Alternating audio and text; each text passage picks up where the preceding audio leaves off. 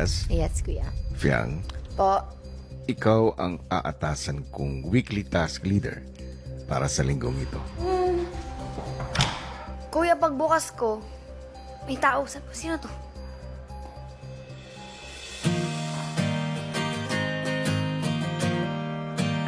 Si Jasmine Helen pala.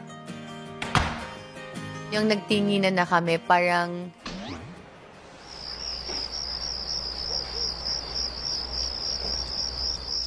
Awkward.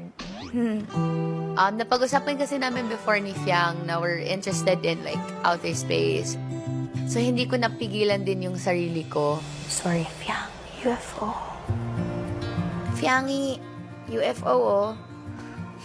Ako naman, kuya, na-touch ako doon, like, Parang doon ko na-realize na na-miss ko si Fiang.